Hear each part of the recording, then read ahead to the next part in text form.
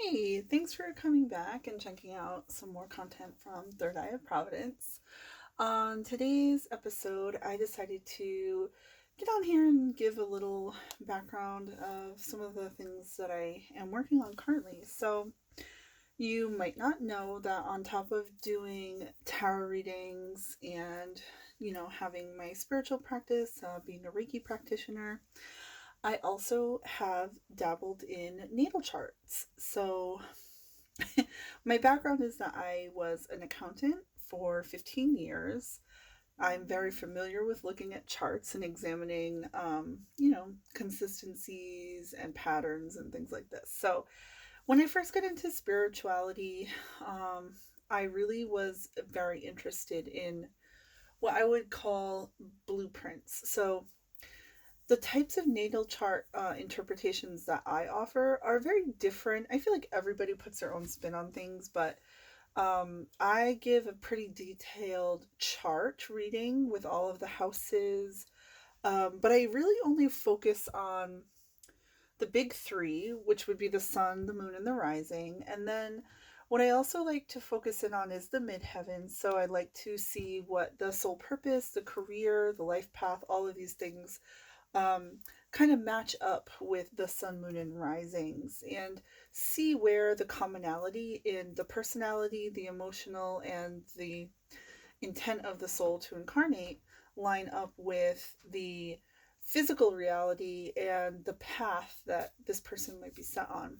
So, I do provide the traditional chart and then my interpretations based on what I know about the houses, what I know about the planets, the energies that are embodied by those planets, and the aspects that they would be represented through however they are in the sky at the point of the person's birth. So my interpretations are, let's say, very intuitive, but it's based on a lot of the stuff that I've just witnessed and experiencing interacting with all the different signs, especially doing tarot scope videos on YouTube and having like general audiences. I think I've gotten a really good tap on what the moods and vibrations and sensations of those planets are when they're represented through the sun, through the moon, through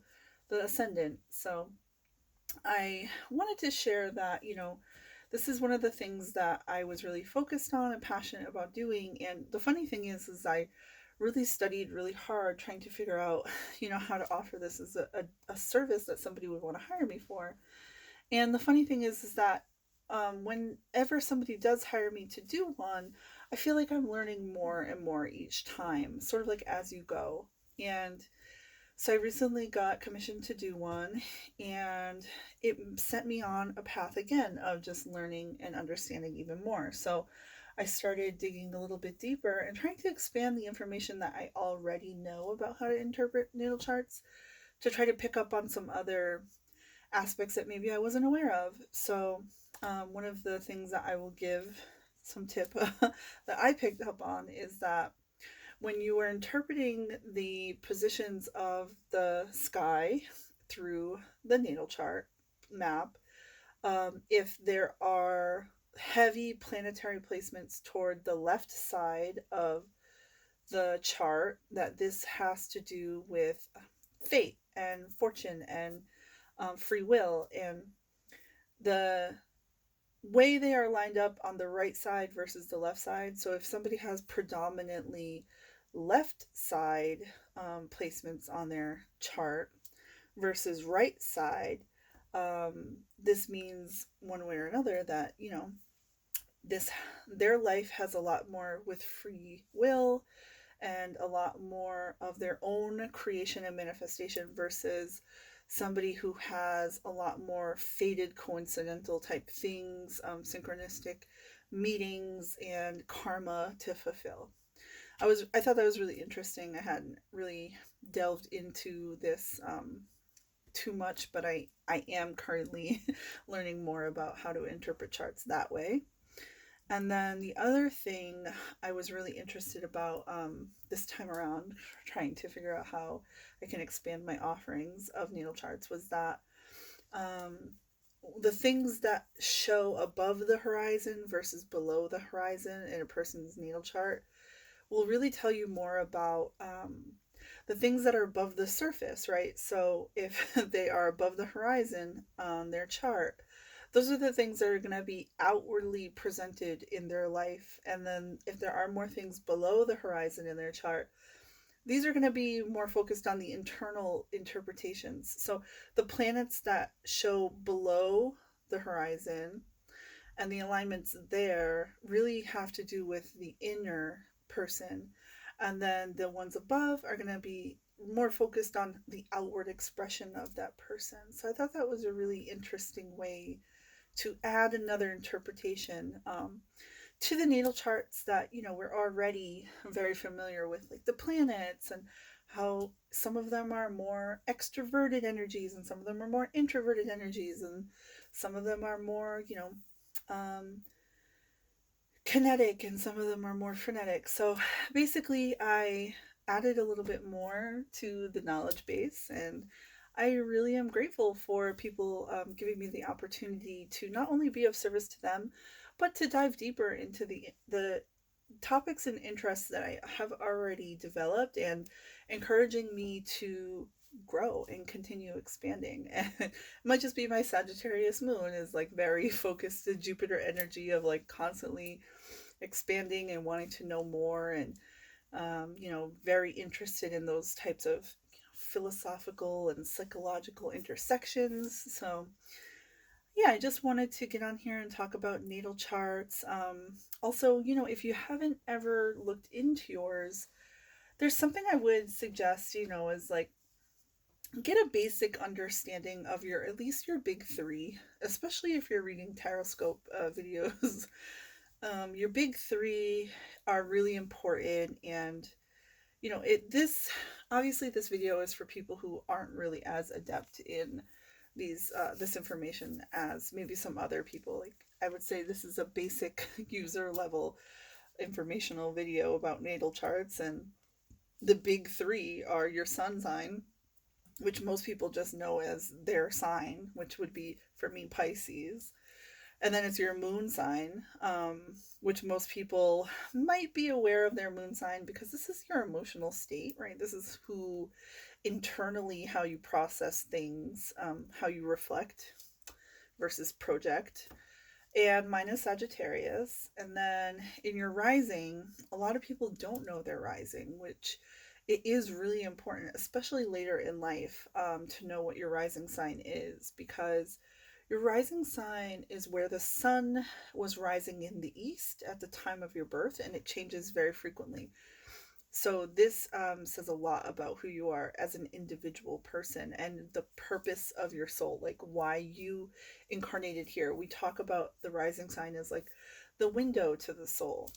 So you will know a lot more about a person by looking at their soul than looking at how they feel and how they project themselves, because those are based on conditioning from the external world, right? And from their parents and from influences and experiences. But who they are in their soul is who they really are, truly deeply underneath everything. So the big three are really important. And what I'm learning more in the natal charts is the chart ruler would be the ruler of the planet that is in the ascending sign. So your rising sign. So mine is Capricorn. And Capricorn's ruler is Saturn. And Saturn as an energy is about materiality and manifesting, and it's about the physical reality. But there's also a lot of a deeper energy of Capricorn and Saturn. It's this like it's about order and rules and trying to um like I think basically like how I see Capricorn in the rising is harnessing and owning your power in the material world, right? So this is all about learning how to manifest, how to create externally. My soul, purpose here, what you would see in my soul when you look in it is a very caring and responsible and almost burdened person when it comes to doing the work of embodying higher self. And um, another thing about Capricorn is they are known as really hard workers. So externally, um, I have, this Pisces personality, which is very like dreamy and mysterious and um, spiritual. And then I have my Sagittarius moon, which is like I am very impetuous. I just love to have adventures, and I hate rules, and I hate having to be subordinate. And then with my Capricorn rising, it's very much like, but I understand that work needs to be done.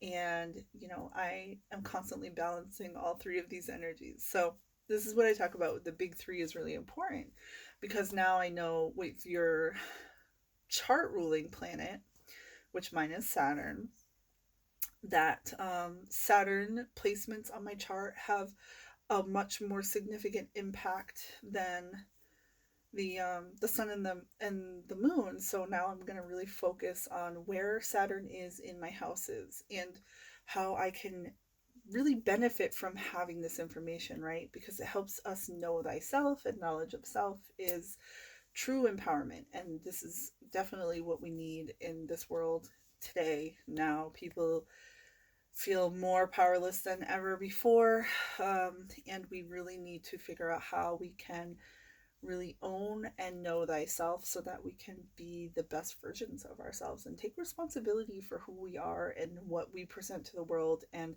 that we are part of the world and that we have the capability to change and be embodying the highest and best possible outcome for ourselves so that others can also thrive in that same way. And so I'd like to just wrap this up and say that if you haven't gotten your natal chart done before and you want to help me, help myself, and help you, I'm available to do them. And I would love to give you some insights that make you feel empowered and understanding yourself deeper and really recognizing where your true strengths are, but also where you need to focus your energy to overcome the challenges that have been predicted in the sky map based upon when it is you incarnated into this reality.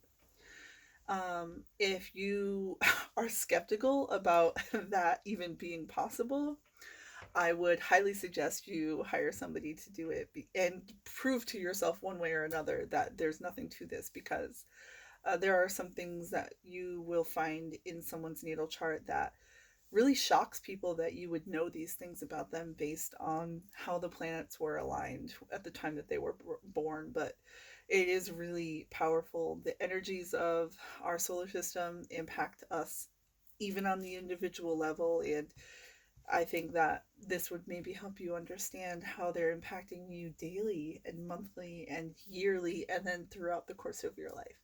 And I'd love to be able to help you empower yourself with that knowledge. So just reach out to me if you're interested. Feel free to leave a comment if you have gotten your natal chart done and, there was something on there that really surprised you, or something that came to fruition that you were kind of stunned by. I would love to hear people's experiences with natal charts and their feedback on, this kind of content. And hopefully this has been informative and you guys are curious and want to know more, because I'm definitely here to engage with you on that. Thanks so much.